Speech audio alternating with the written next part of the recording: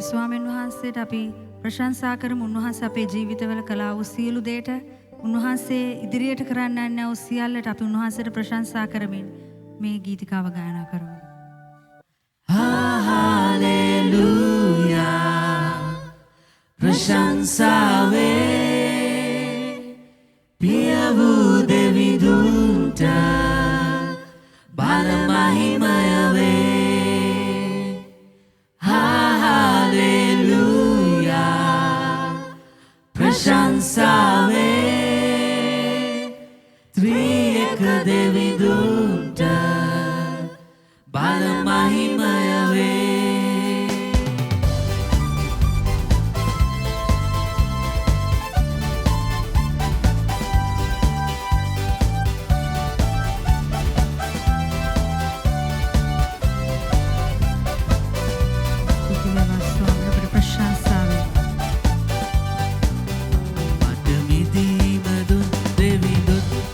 පැසසුම් වේවා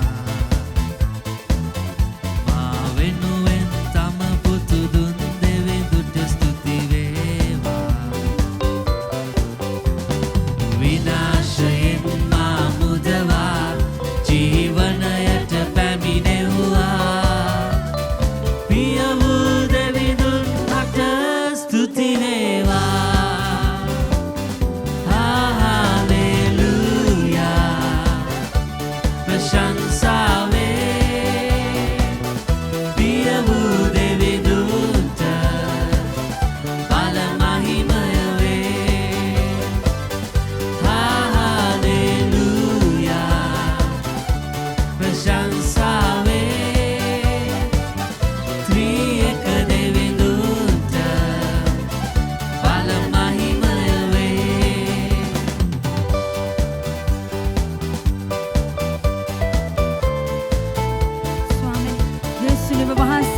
ඔබගේ ජීවනය අපට දුන්න නිසා ස්තුතියි ස්වාමිනේ. හාලෙලූයා. ඔබට ප්‍රශංසා වේවා ස්වාමිනේ. ස්තුති වේවා.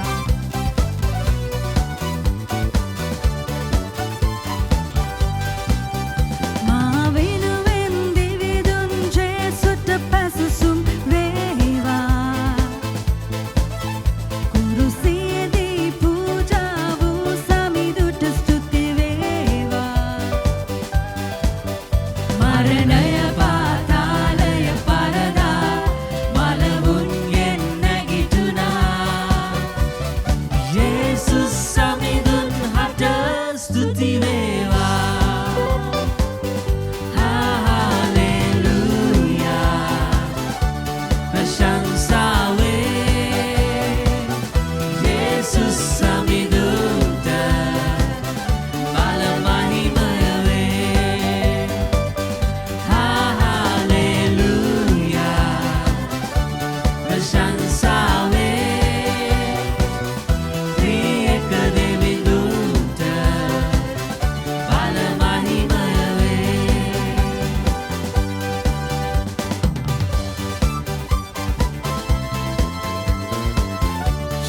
ඔබ වහන්සේ අප ළඟින්ම සිටමින් අපව දිනෙන් දින ඉදිරියට ගෙන යනා වූ ස්වාමීන් වහන්සේ නිසා ස්තුතියි. ශුද්ධාත්මනි ඔබට ස්තුතියි. හාලෙලූයා. මට මග පෙන්වන සුදතුන් හට පැසසුම් වේවා. සැනසිලි කරුවානන් හට ස්තුති වේවා. දෙවි බලයෙන් මා දිවි සරසා පෙරටම මාගෙන යන්නා. ශුද්ධාත්මයානන් හට ස්තුති වේවා.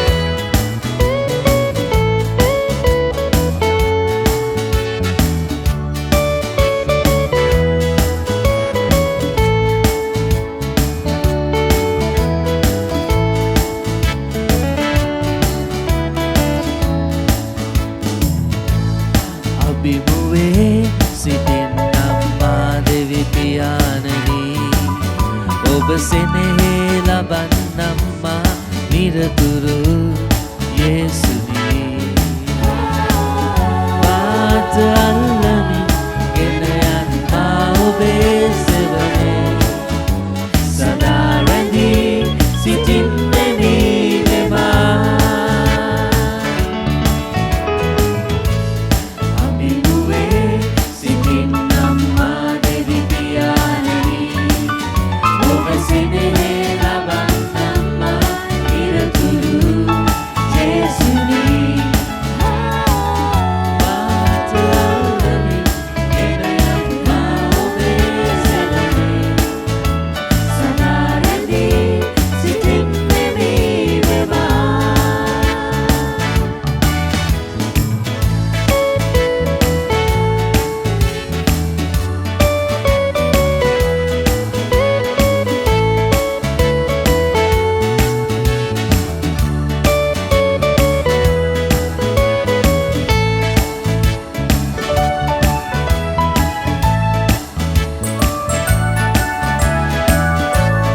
ඔබගේ වචනයෙන් මා හදපු බුදුවයි ඔබගේ හඬ අසන්නම් මා ඔබ මගේ සැනසුමයි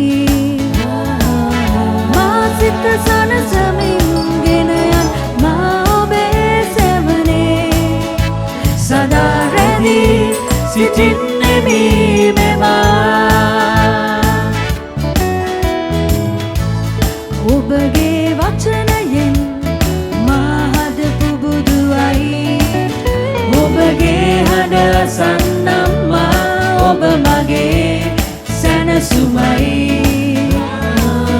මා සිත සනසමින් ගෙන යන් මා ඔබේ සෙවනේ සදා රැඳී සිටින්නෙමි මෙවා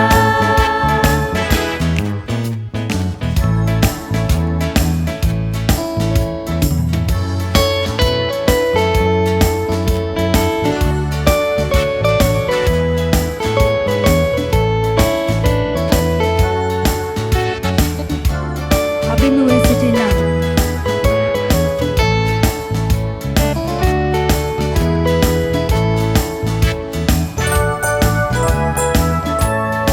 මා මුළු ජීවිතේ සමිඳේ ඔබ සතුයි ඔබ පාමුල රැඳෙන්නම් මා ඔබ මගේ හිමිකරුයි මා දිවි සුරකිමින් ගෙන යන් මා ඔබේ දැවේ සදා රැඳී සිටින්නෙමි මෙවා මා මුළු ජීවිතේ සමිඳේ ඔබ සතුයි ඔබ පාමුල රැඳෙන්නම් මා ඔබ මගේ හිමිකරුයි මා දිවි සුරකිමින් ගෙන යන් මා ඔබේ දැවේ සදා රැඳී සිටින්නෙමි මෙවා අභිමුවේ සිටින්නම් මා දෙවි පියාණනි ඔබ සෙනෙහි ලබන්නම් මා නිරතුරු යේසුනි මාත අල්ලමින් ගෙන යන් මා ඔබේ සෙවනේ සදා රැඳී සිටින්නෙමි මෙවා සදා රැඳී සිටින්නෙමි මෙවා සදා රැඳී සිටින්නෙමි මෙවා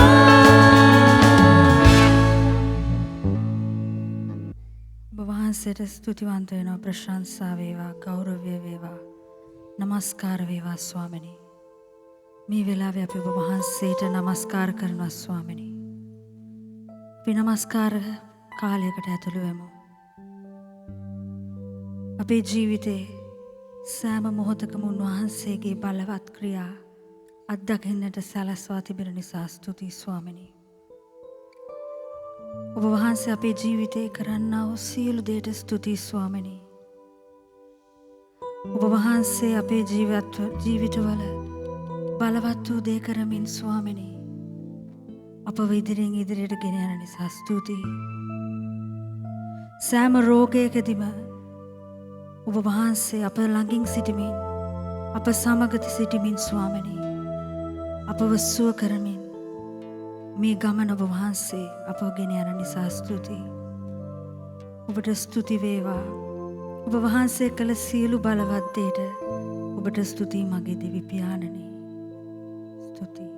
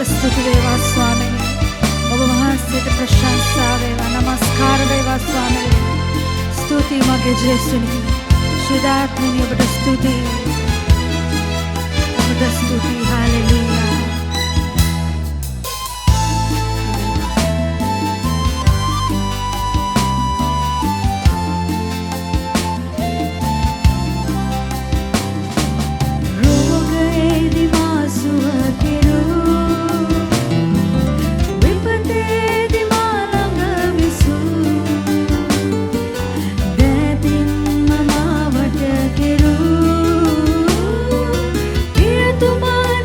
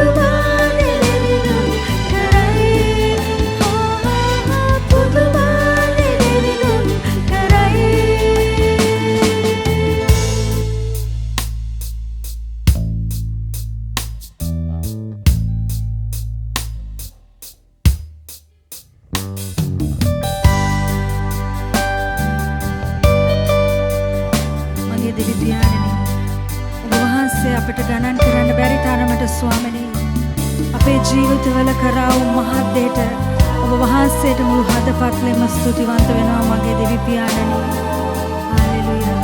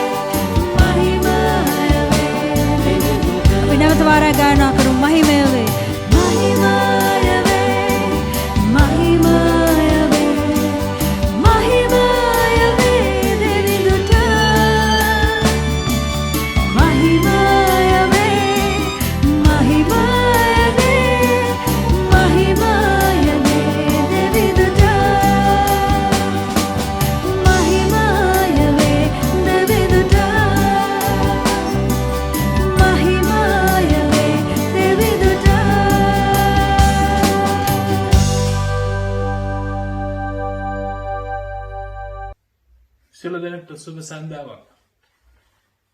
අපි විශ්වාස කරනවා ස්වාමීන් වහන්සේගේ ප්‍රේමයෙන් ප්‍රීතියෙන් උන්වහන්සේගේ සමාදානයෙන් මේ අවස්ථාවේදී ඔබ පූර්ණ වෙලයි කියලා විශේෂයෙන් නමස්කාර කාලය තුළදී දෙවියන් වහන්සේගේ අභිමුඛය ඔබ අත්දැක්කයි කියලා.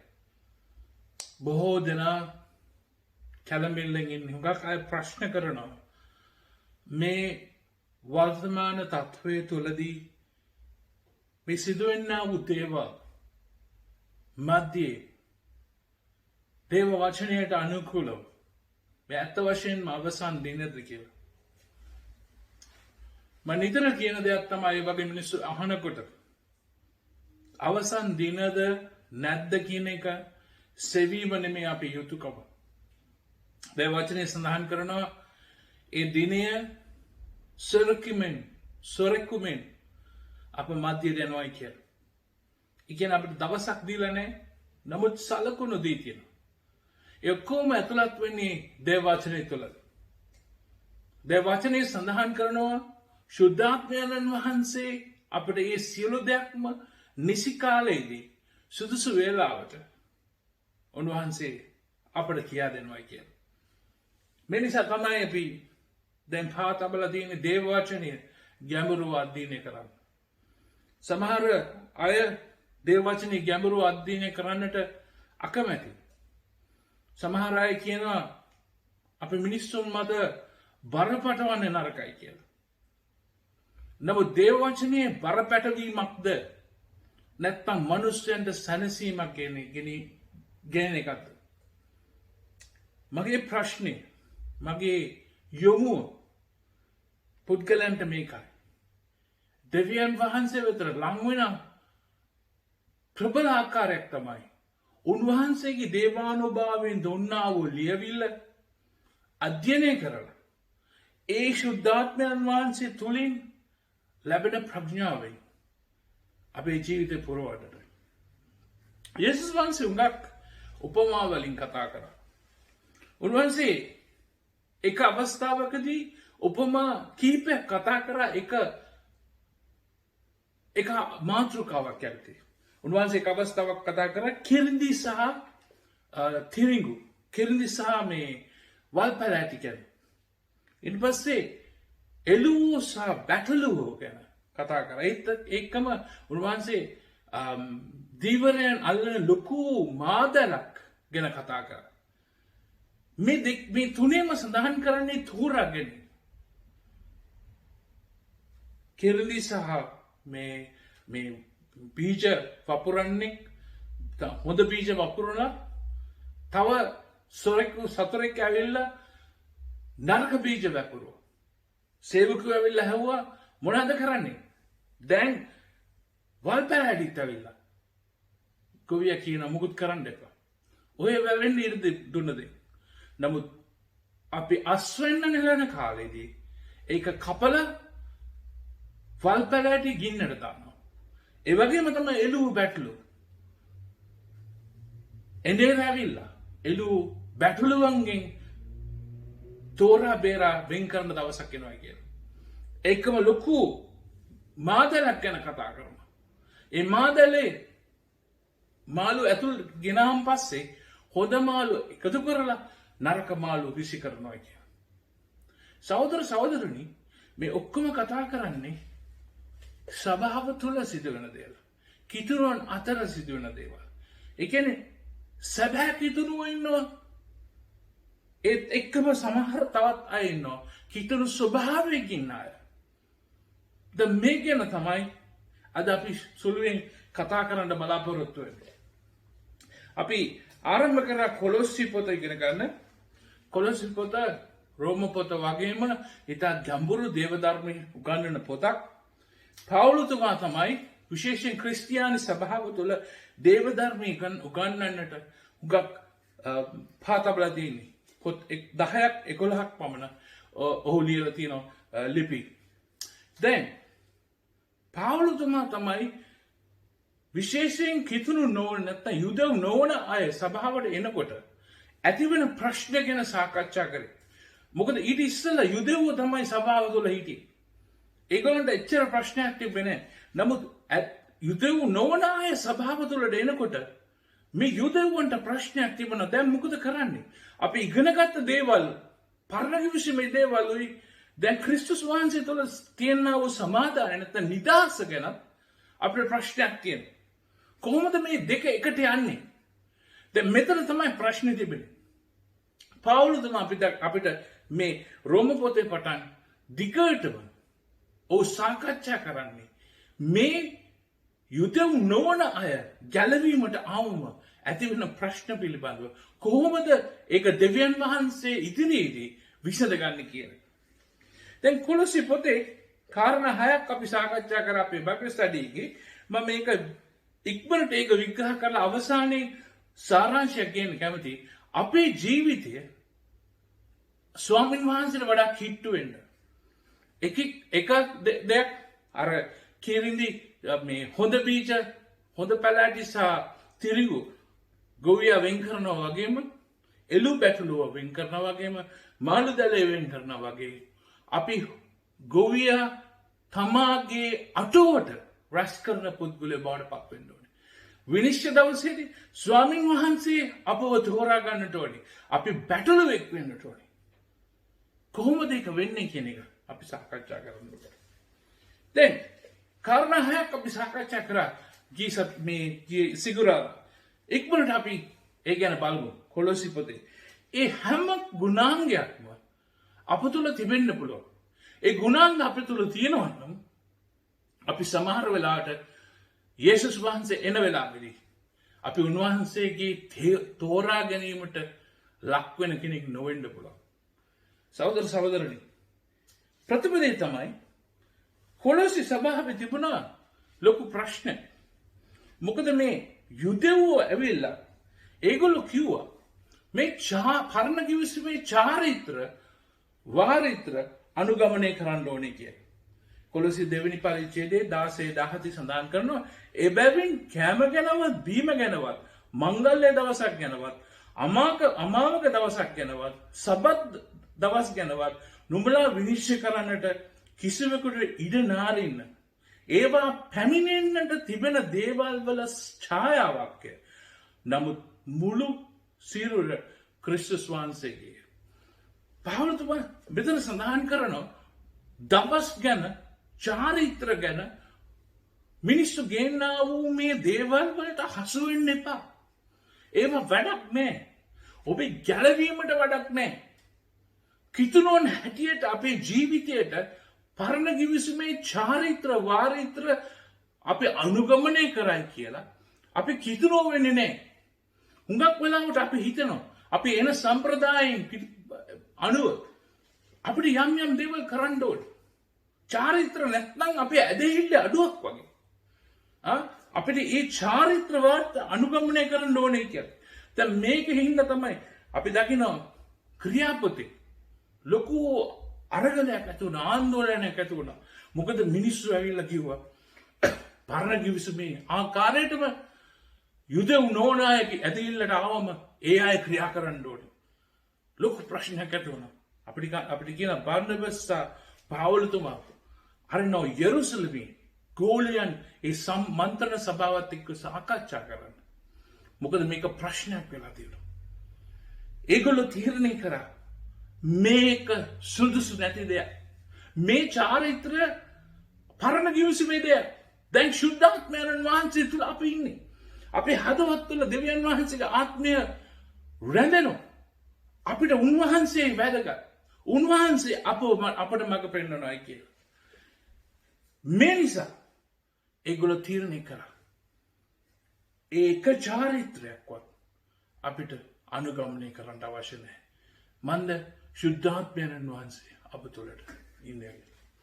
සමහර විට අපේ ජීවිතේ අපි චාරිත්‍ර අනුගමනය කිරීම නිසා දෙවියන් වහන්සේට ශුද්ධ ජීවිතයක් ගත කරන්න අකමැති වෙලා තියෙනවා. වෙලා නැහැ. අපි මේ චාරිත්‍ර අනුගමනය කරන මේ ගැන අපි ටිකක් පස්සේ කතා කරමු. දෙවෙනි දේ තමයි ඒගොල්ලෝ මම සිංහලෙන් පරිවර්තනය කරාම එකද ඉන්නේ තපස්වාදය. නැත්තම් අපි අපේ ශරීරය අපේ ජීවිතයේ දුෂ්ට වෙලා තියෙනවා. ඒ නිසා ශරීරයට අපි සැප දෙන්නේ නැහැ. ශරීරයට දුක දෙනවා.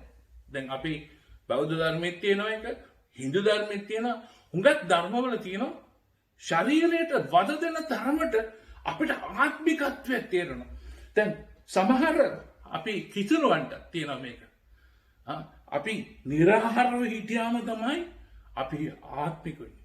දෙවියන් වහන්සේ සතුටු වෙන්නේ. දෙවියන් වහන්සේ ඇත්තටම සතුටු වෙනවද අපේ ජීවිතේට දුක් දෙනකොට? කොලොසි දෙවෙනි පරිච්ඡේදයේ 21-23 සඳහන් කරන මේවා. නුඹලා ලෝකයේ ගුරුකම් කෙරෙන් වෙන්ව ක්‍රිස්තුස් වහන්සේ සමග මැරුණා නම් ක්‍රිස්තුස් වහන්සේ සමග ඔබ මැරුණා නම් කුරුසේ උන්වහන්සේ අප වෙනුවෙන් කුරුසිපත් වුණානේ. ලෝකේ ජීවත් වෙන්න මෙන් මනුෂ්‍යයන්ගේ ශික්ෂා දා ධර්ම අනුව අල්ලන්ටවත් රස බලන්ටවත් අතගසන්නටවත් එපා යන නියෝගවලට යටත් වෙන්නේ මක් නිසා?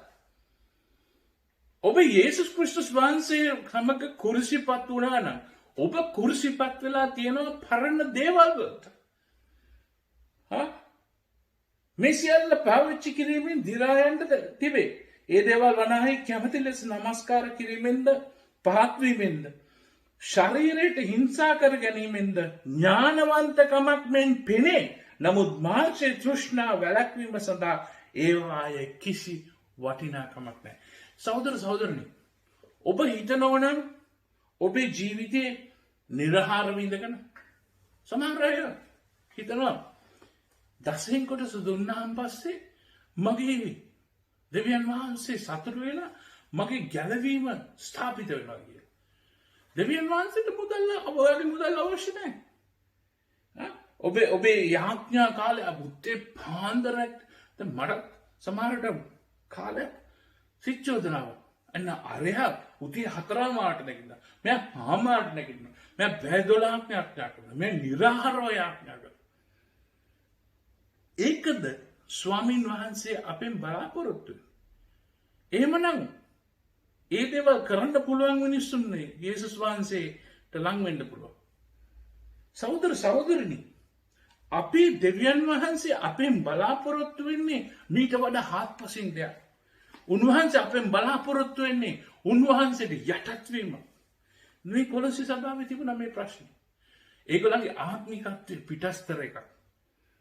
සමහර මිනිස්සු අලෝලේ දාගෙන නිර්ආහාර විඳගෙන පාවුතුමාම කියන එක පොතේ ස්ථානික සමහර විට ඔබ නිර්ආහාර වින්නකොට ඔබ නිකන් තෙල් පෙරාගෙන දුකින් ඉන්න එපා. හොඳට නාලා කරලා ඉන්න පෙන්නන්න එපා. ඔබේ ආත්මිකත්වයේ පිටස්තර ස්වභාවයක් නෙමෙයි ඇතුලේ තියෙන්න ඕනේ. ඇතුලේ ස්වාමීන් වහන්සේත් එක්කයි ගමන තියෙන්න ඕනේ. ඔබ පිටස්තරව ඔබේ චාරිත්‍රය නැත්තම් පිටස්තරව පෙන්වන්න එපා. තුන්වෙනි කාරණේ උනේ ඒගොල්ලන්ගේ අතර තිබුණා මේ දේවදූත නමස්කාරය. හුඟක් අපි ඉන්නේ විවිධ ආගම් පසුබිම් වල ධර්මවල. අපි කැමති මෙවැනි නමස්කාර දකින්න. ඔබට මතකයි ඊශ්‍රායල් ජනතාව පොරොන්දු දේශේ කරා යනකොට මෝසස් යනවා සීන කන්ද උඩට. දෙවියන් වහන්සේ එන්න කිව්වා උන්වහන්සේ අභිමුඛයට. මෝසස් එන්න පරක්කු වෙච්ච නිසා ඒ රූපයක් හදලා ඒ රූපයට නමස්කාර කරන්න පටන් ගත්තා. සහෝදර සහෝදරනි, අපිත් මේ හැඟීමක් තියෙනවා. අපේ නමස්කාරය අපි දකින්න ඕනේ. අපි දකින දේ තමයි. නැත්තම් කවුරු හරි දැකලා ඇවිල්ලා අපිට කිව්වම තමයි අපිට තේරෙන්නේ නෝ. මේක තමයි නියම ධර්මය. සහෝදර සහෝදරනි, සමහර වෙලාවට අපි නමස්කාර කරනවා. මේ ඊයේ මේක ඉවරලා එක්කෙනෙක් මට කිව්වා එයා ගේකට ගියයි කියලා. ගේකට ගියාම ලොකු මරිතුමගේ සුරෝමක් තිබ්බා. පැත්තකින් තිබ්බ පොඩි යේසුස් වහන්සේගේ සුරෝමක්. දැන් මම මේ සුරෝම් තියන එක අනුමත කරනව නෙමෙයි. නමුත් එයාම කිව්වා බලන්නකො මේක තියෙන හිනාව. යේසුස් වහන්සේ තමයි අපේ ගැලවුම්කාරයා. යේසුස් වහන්සේ පොටියට තියෙන පිටිපස්සේ මේ වෙන කාන්තාවක්. යේසුස් වහන්සේව මේ ලෝකෙට උපදින්නට දෙවියන් වහන්සේ පාවිච්චි කරපු කාන්තාවක්. හරි. නමුත් අපේ ගැලවීමේ පර්වතය යේසුස් වහන්සේ. යේසුස් වහන්සේ තමයි මුල. යේසුස් වහන්සේ නැත්තම් අපිට බලාපොරොත්තුවක් නැහැ. යේසුස් වහන්සේ මෙතන ඍජුව යන්න පුළුවන්. සමහර විට අපි මිනිස්සු නමස්කාර කරනවා. ආගමික නායකයෝ නමස්කාර කරනවා. අපි දකින දේවල් සභාව නමස්කාර කරනවා. මේ කිසිම දෙයක් වටින්නේ නැහැ. මේ කිසිම දෙයක් අපිට වැඩක් නැහැ. අපිට වැඩක් තියෙන එකම දේ තමයි සුද්ධාත්මයන් වහන්සේට යටත් වීම. මෙතන 8වෙනි වර්ණයේ දෙවෙනි පරිච්ඡේදයේ 18 විශේෂයෙන් 19 අපිට 18 සඳහන් කරන මේ ඔය පහත් වීමට දේවදූතයන්ට නමස්කාර කිරීමට කැමැති වීමෙන් දිනුම නුඹලාගෙන් පහ කරන්න කිසිවෙකුට ඉඩ අනාරින්න. දැන් මේක බයිබලයේ කියන්නේ. ඔබේ දිනුම පහ කරන්න කාටද ඉඩ දෙන්න එපා මේ වගේ නමස්කාර වලින්. එබඳු තනත්තා තමා දුටු දේවල් හැසිරීමෙන් තමා මානසික බුද්ධියෙන් නිරාත්ත ලෙස උඩඟුයි ක්‍රියා කරනවා කියලා. සහෝදර සහෝදරනි, වර්තමාන සභාවේ ලොකු ප්‍රශ්නයක් තියෙනවා. මේ දර්ශන ගැන, මේ අනාගත වාක්‍ය ගැන මිනිස්සු ඒව ඇවිල්ලා කිව්වම මිනිස්සු කුල්මක් වෙනවා. යා අනාගතයක් කිව්වා. නැත්තම් එයා ස්වර්ගයට ගිහිල්ලා ස්වර්ගය දැකලා දැන් ඒ පණිවිඩයක් අරන් එනවා. ඒ මොන පණිවිඩයක් අරන් ආවත් දේව වචනේන පටහැනි නම් පිළිගන්නට එපා. දේව වචනේ ස්වාමීන් වහන්සේ අපට දීලා තියෙනවා. ඊට පටහැනි කවුරු දෙවියන් වහන්සේ කියලා කිව්වයි කියලා ආවත් පිළිගන්න එපා. මොකද දෙවියන් වහන්සේ අපිට උන්වහන්සේගේ ආත්මයන් වහන්සේ අපේ හදවත් වලට දීලා තියෙනවා. දේව වචනේ සඳහන් කරනවා උන්වහන්සේ සියලු සත්‍ය කරා අපිව ගෙනියන්න යනවා කියන. සියලු සත්‍ය කරා. එනිසා අපිට අඩුවක් නැහැ. උන්වහන්සේ අපිට දීලා තියෙනවා. හතරවෙනි කාරණේ. කොලොසි සභාවේ තිබුණ මේ ක්‍රිස්තුස් වහන්සේගේ උත්කෘෂ්ඨභාවය පහත් කිරීම. සහෝදර සහෝදරයනි, අපි හිතනවා ඇති මේක අපේ ජීවිතෙන් කරන්නේ නැහැ. නමුත් නිතර කරන දෙයක් මේක. දෙවියන් යේසුස් වහන්සේව සුළු කොට සලකනවා. යේසුස් වහන්සේව සලකනවා අපිට සීනි බෝල දෙන කෙනෙක් කියලා. යේසුස් වහන්සේව සලකනවා උන්වහන්සේ අපිට සමාවදීන් දෙන ඕනම දෙයක් කරලා, ඕනම ජරාන්ත දෙයක් කරලා උන්වහන්සේ වෙතට ගියාම උන්වහන්සේ නෝන්ජලෙක් වගේ අපිට සමාව දෙනවා කියලා. සහෝදර සහෝදරනි, දේවවචනේ සඳහන් කරනවා අපිට දැන වැරදි කරන්න බෑ කියලා. ශුද්ධාත්මයන් වහන්සේ අප තුළ ඉන්නවනම්, අපිට දැන වැරදි කරනවා නම් ඔබ ක්‍රිස්තියානිකාරයෙක් නෙවෙයි, ඔබ බොරුකාරයෙක්. ඔබේ හදවතේ කියන්නේ නැත්තම්, හදවතේ සිච්චෝදනාවක් නැත්තම් ඔබ වැරද්දක් කරනකොට ශුද්ධාත්මයන් වහන්සේ ඔබේ හදවත තුළ නැහැ. අපි හැම වෙලාවම ක්‍රිස්තුස් වහන්සේ පහත් කරනවා. කොලොස්සේ පොතේ පරිච්ඡේද 4යි තියෙන්නේ. ඒ පරිච්ඡේද 4න් පරිච්ඡේද 1මාරක් විතර මේ මාතෘකාව ඇතුලේ සාකච්ඡා කරනවා. මොකද මේක තමයි සාතන්ගේ ලොකුම ප්‍රයෝගය. යේසුස් වහන්සේගේ උත්කෘෂ්ඨභාවය විනාශ කරන්න. මේ මිනිස්සු බුද්ධියෙන් කල්පනා කරලා බොහෝමයක් අපි සමහර විට බයිබල් කොලෙජ් වල යේසුස් වහන්සේව සුළුකොට සලකනවා, සුළුකොට කතා කරන ආකාරය දකිනකොට සමහර වෙලාවට මට තරහ යනවා. සහෝදර සහෝදරනි, වර්තමාන සමාජයේ මේක සිදු වෙනවා. දේව වචනේ යේසුස් වහන්සේට තියෙන ස්ථානය උත්කෘෂ්ටයි. උන්වහන්සේ සර්ව බලධාරී. අපිට මේක සඳහන් කරනවා කොලොසි 1:15 ඉඳන් යේසුස් වහන්සේ ගැන කතා කරන දේ බලන්න මෙතන.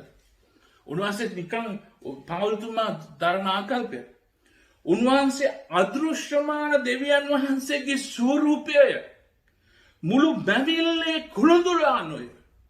මක්නිසාද සිංහාසන වේවා, ස්වාමිකම් වේවා, අධිපතිකම් වේවා, බලපරාක්‍රම වේවා, ස්වර්ගවල සහ පොළොවෙහි ඇති පෙනෙන්නා වූ දේවල්ද නොපෙනෙන්නා වූ දේවල්ද යන සියල්ල උන්වහන්සේ තුළ මවන ලද්දේය. සියලු දේ උන්වහන්සේ කර්ණ කොටගෙන උන්වහන්සේ උදෙසා මවා තිබේ. සහෝදර සහෝදරනි, දේව වචනේ යේසුස් වහන්සේ දෙන ස්ථානය මේකයි. උන්වහන්සේ සියලු දේ මවලා, උන්වහන්සේ සියලු දේ උරුමයි. උන්වහන්සේ තුළ සියලු දේම තියෙනවා. උන්වහන්සේ ගැලවුම්කාරයා.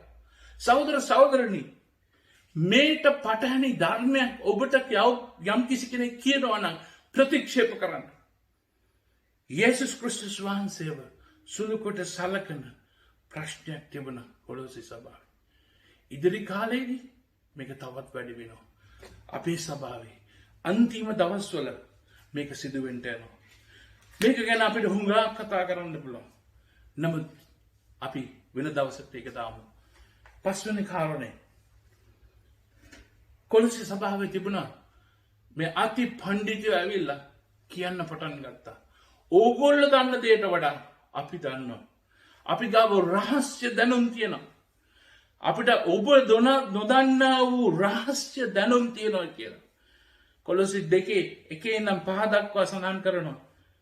විශේෂයෙන් 1 ඉඳන් 5 වෙනම කියමු. එසේ නුඹලා උදෙසාත් ලවෝදිකීයේ සිටින්නා වූ උදෙසාත් මාංශාකාරයෙන් මාගේ මුහුණ නොදුටු සියල්ලන් උදෙසාත් කොපමණ මහත් පොරැල්ලීමක් මට තිබේද කියා නුඹලා දැනගන්නවාට කැමැත්තෙමි.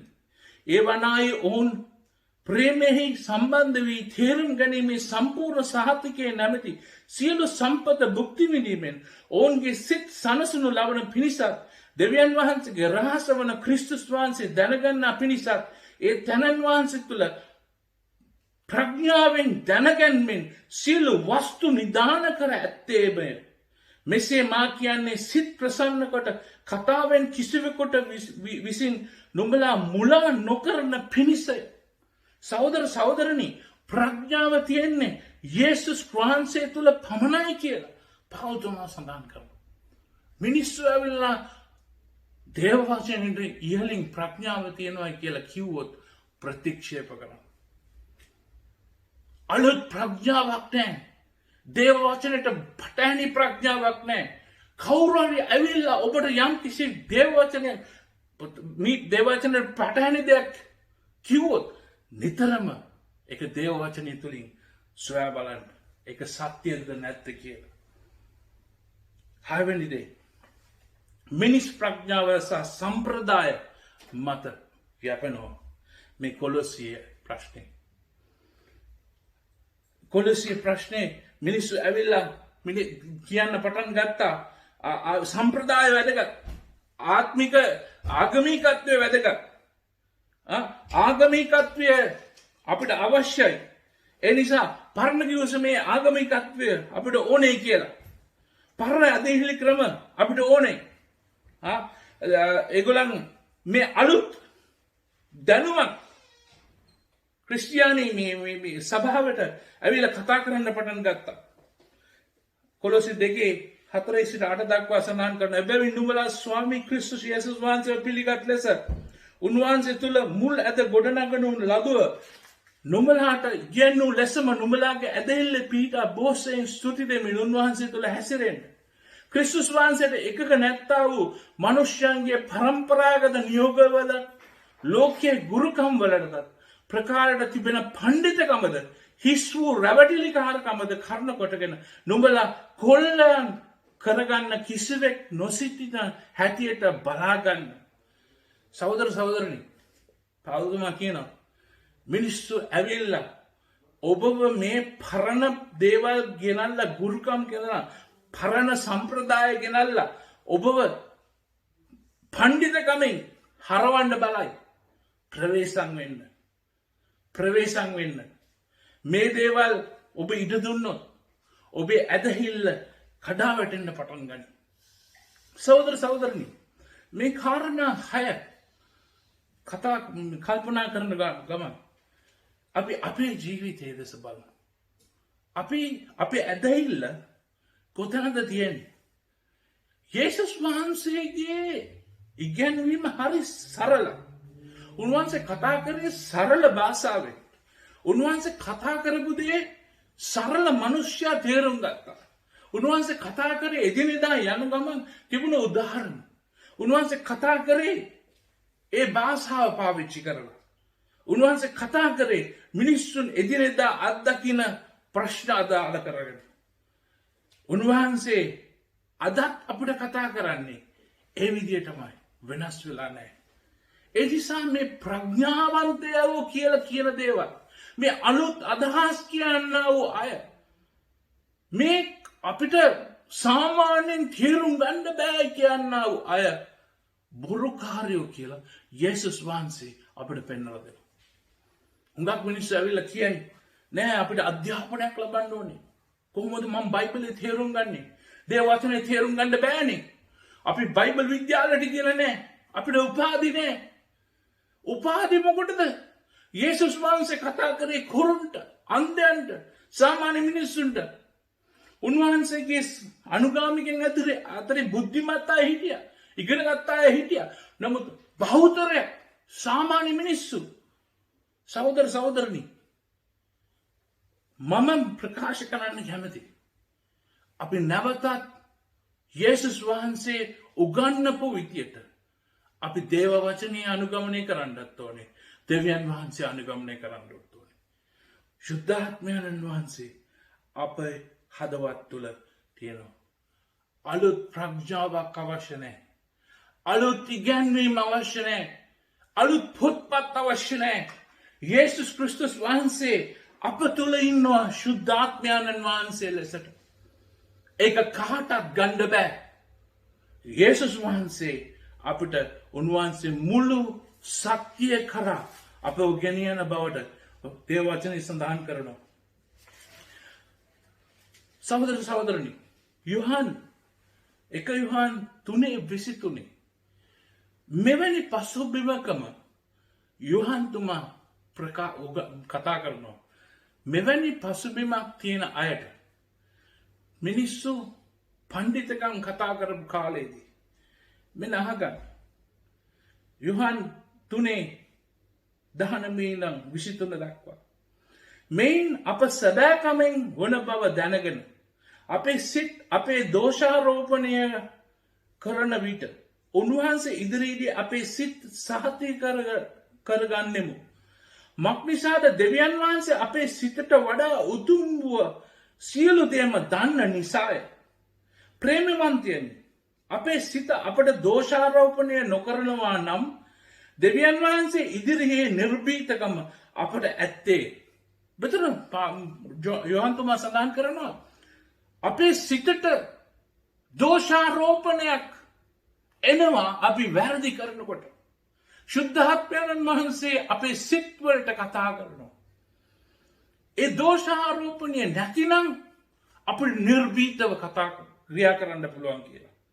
තවද අපි උන්වහන්සේගේ ආඥා ආරක්ෂා කරමින් උන්වහන්සේ ඉදිරියේ ප්‍රසන්නදේ කරන බැවින් අපි උන්වහන්සේගෙන් ඉල්ලන සියල්ල ලබමුය. අපි මේ ප්‍රසන්නව උන්වහන්සේත් එක්ක උන්වහන්සේගේ සිච්චෝදනාවක් නැතුව උන්වහන්සේගේ අනුදැනුමත් ඇතුව යනකොට අපි ඉල්ලන දේ ලැබෙනවා. උන්වහන්සේගේ ආඥාව නම් උන්වහන්සේගේ පුත්‍ර වූ යේසුස් ක්‍රිස්තුස් වහන්සේගේ නාමය කෙරෙහි ඇදහිම උන්වහන්සේ අපට ආඥා කළ ලෙස එකිනෙකාට ප්‍රේම කිරීම. යොහන්තුමා සඳහන් කරනවා එකම අනය අපිට දීලා තියෙනවා. උන්වහන්සේගේ පුත්‍ර වූ යේසුස් වහන්සේගේ නාමය කෙරෙහි ඇදහිමත් අපට ආඥා කළ ලෙස එකිනෙකාට ප්‍රේම කරා. යේසුස් වහන්සේගෙන් ඇවිල්ලා නායකයෙක් ඇවිල්ලා හැවුවා මොකද්ද උසස්ම වැදගත්ම දේව වචනේ කියලා.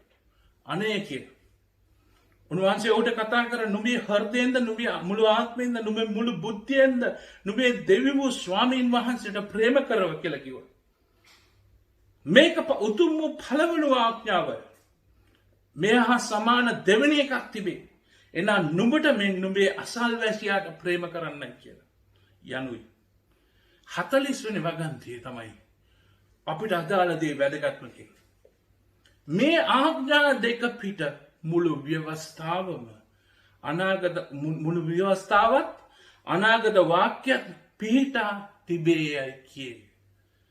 ඒක නිකන් මුළු ව්‍යවස්ථාව කියන පරණ කිවිසුමේ අලුත් කිවිසුමේ දේව වචනේ සහ අනාගත වාක්‍ය ඔක්කොම රඳා පවතින්නේ මේ ආඥා දෙක මතයි. මොකද්ද? තමාගේ මුළු හෘදයෙන්ද මුළු ආත්මයෙන්ද මුළු බුද්ධියෙන්ම දෙවි වූ ස්වාමින් වහන්සේට ප්‍රේම කරව. දෙවෙනි කොටස තමාට මෙන් තමාගේ අසල්වැසියාට ප්‍රේම කරා. මෙතන සඳහන් කරා ඉස්සෙල්ලා කොටසේ ශුද්ධාත්මයන් වහන්සේ අපේ හදවත් තුලින් අපට සුචෝදනා කරනවා වැරදි කරනකොට. ඒ වගේම උන්වහන්සේ මඟ පෙන්වනවා අසල්වැසියාට ප්‍රේම කරන්න. සහෝදර සහෝදරනි, ක්‍රිස්තියානි ධර්මය තියන්නේ බුද්ධියෙන් විතරක් නෙවෙයි ආත්මයෙන්. ආත්මයෙන් තමාගේ දෙව්වූ ස්වාමීන් වහන්සේට මුළු ආත්මෙන් මුළු හෘදයෙන් මුළු බුද්ධියෙන්ම අපි උන්වහන්සේට යටත් වෙලා ක්‍රියා කරනකොට උන්වහන්සේ අපේ අසල්වැසියන් අපි සහෝදර සහෝදරයන් එක්ක ක්‍රියා කරන්න ඉගෙන ගන්න. ඕක තමයි ක්‍රිස්තියානි ධර්මය. අමුතු ප්‍රඥාවක් අවශ්‍ය නැහැ. සහෝදර සහෝදරනි, උන්වහන්සේගේ ගෝලයෝ බහුතරයෙන් මාළු අල්ලන්න මිනිස්සු. මේ ලෝකෙ උඩි අතු කරේ මේ මාළු අල්ලන මිනිස්සු. ප්‍රඥාවන්තයි කියලා ලෝකයේ හිතපු අය නෙවෙයි. ඉගෙන ගත්ත අය නෙවෙයි. බයිබලයේ අධ්‍යයනය කරපු අය නෙමෙයි. පරිසිවරු නෙමෙයි. මේ මාළු අල්ලන සරල පුද්ගලයෝ. සහෝදර සහෝදරනි, ශුද්ධාත්මයන් වහන්සේට යටත් වෙලා අපි ක්‍රියා කරනකොට බලවත් දේවල් වෙනවා. ඉගෙන ගැනීමෙන් නෙමෙයි. අපි බයිබල් කොලෙජ් ගිහලා නෙමෙයි. දේව වචනයත් එක්ක තනි වෙන්න. ශුද්ධාත්මයන් වහන්සේට යටත් වෙන්න. උන්වහන්සේගෙන් ඉල්ලන්න. ස්වාමිනී මට උගන්වන්න. දේව වචනේ සඳහන් කරනවා අපි ගැලවීම ලබන්නේ අනුග්‍රහයෙන්. අපේ ක්‍රියාවන් වලින් නෙවෙයි කියලා. ඒක තෑග්ගක්. ඒ කියන්නේ අපේ චාරිත්‍ර වාර්ථ වලත් නෙවෙයි. අපේ දසෙන් කොටස දීම නිසා නෙවෙයි. අපි පල්ලි යෑම නිසා නෙවෙයි. අපි නිරාහාර වෙන්න නිසා නෙවෙයි. පැය ගානක් යාඥා කරන නිසා නෙවෙයි. අපේ වස්තු ලෝකෙත් එක්ක බෙදා ගන්න නිසා නෙවෙයි. ඒ දේවල් වැදගත්. ඒ දේවල් සිදු වෙන්නේ ශුද්ධාත්මයන් වහන්සේට යටත් වුණාම. තගේ මුළු හෘදයෙන්ම මුළු ආත්මෙන්ද බුද්ධියෙන්ම දෙවියන් වහන්සේට ප්‍රේම කරනකොට මේ දේවල් ඉබේම වෙනවා. මේ දේවල් වෙන්නේ අරක හින්දා. මේ දේවල් වෙන නිසා මේ දේවල් වෙන්නේ. අපේ කරන වැඩේ ස්වාමින් වහන්සේම මඟ පෙන්වයි. අපේ පාලක ස්ථානයේදී ඉන්නේ අපේ හදවතේ. උන්වහන්සේට යටත් වුණාම උන්වහන්සේ අපව පාවිච්චි කරනවා. සහෝදර සහෝදරනි, මේ අතරතුරේදී අපේ ජීවිතේ වැටීම් තියෙයි. අපේ ජීවිතේ දුර්වලකම් තියෙයි. ස්වාමීන් වහන්සේ දන්නවා. පෞගේ සතිවල පාස්ටර් මොහනුයි මමත් රෝම 6 දේශනා කරා. අපේ ජීවිතේ ලොකු සටනක් තියෙනවා ශරීරයයි ආත්මයයි එක්ක.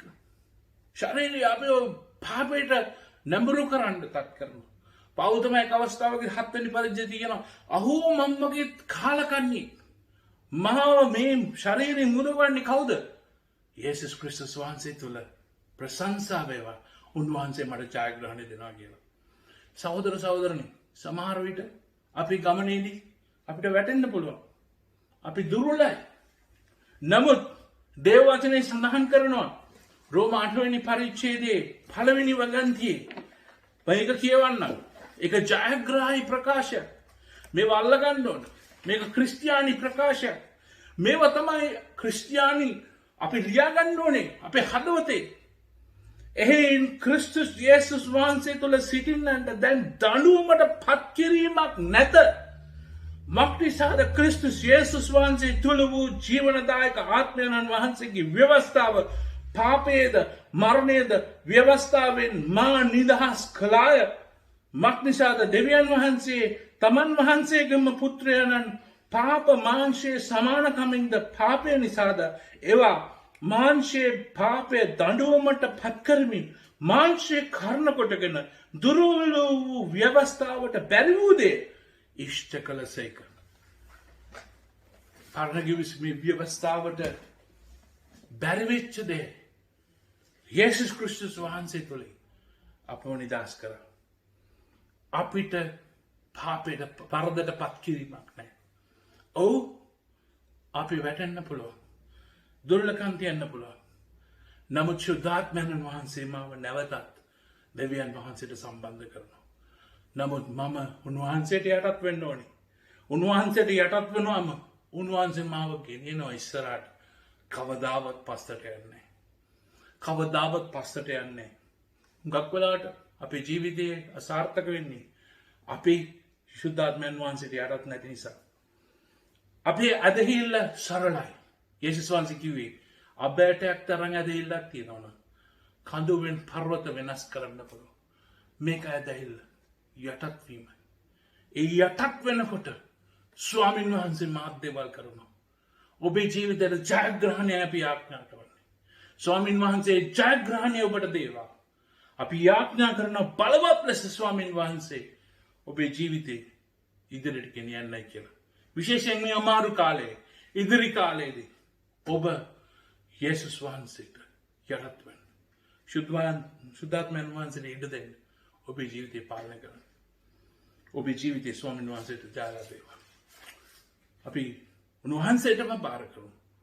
උන්වහන්සේගේ ගෞරවය සඳහා ජීවත් වෙමු. ආමෙන්.